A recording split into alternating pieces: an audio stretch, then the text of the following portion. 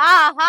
ఇన్నొద్దులకు సర్కారు పెట్టిన మహాలక్ష్మి పథకం గీ రాఖీ పండుగ నాడు అక్క చెల్లెళ్ళకు ఇంకెక్కువ పనికొచ్చింది. ఈ పథకం షాల్ గాకముందే అది ఎట్లయితది, నడవది, అది ఇది అని ప్రతిపక్షం లడాయి పెట్టుకుంటే చాలైనంక కొందరు ఆడోళ్ళు పంచాదులు పెట్టుకుర్రు. కొప్పులు పట్టుకొని కొట్లాడిర్రు గూడా. కానీ గీ రాఖీ పండుగ నాడు ఫ్రీ బస్ పథకం ఎంత అక్కరైందో మీరే చూడుర్రిగ. వారే వా ఇది కదా రికార్డ్ అంటే.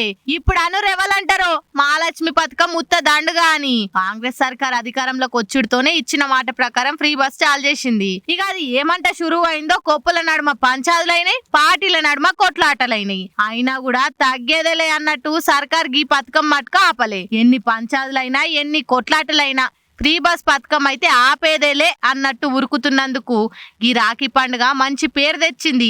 అది ఎట్లా అంటారా, నిన్న పండుగ నాడు అక్క చెల్లెళ్ళంతా అన్నదమ్ములకు రాఖీ గట్ట పోతారు కదా, దానికి ఈ మహాలక్ష్మి పథకం అక్క చెల్లెలకు మస్తు ఆసరైంది.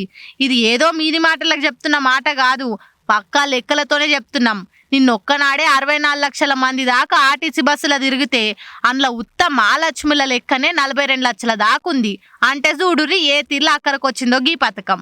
ఈ లెక్కన చూస్తే వచ్చిన కట్నాలన్నీ బస్సు ఛార్జీలకే పోకుట ఫ్రీ బస్సు బాగానే మందిని పండుగ నాడు నిమ్మలం చేసింది. ఇలా ఆర్టీసీ డ్రైవర్లు కండక్టర్లను కూడా మెచ్చుకోవాల్సిందే. పండుగ నాడు కూడా డ్యూటీలెక్కి బస్సులో వచ్చిన అక్క చెల్లెలను తోడ ఉట్టినోళ్ళ లెక్కనే దొలకపోయినందుకు సర్కారు కూడా మెచ్చుకుందాలను.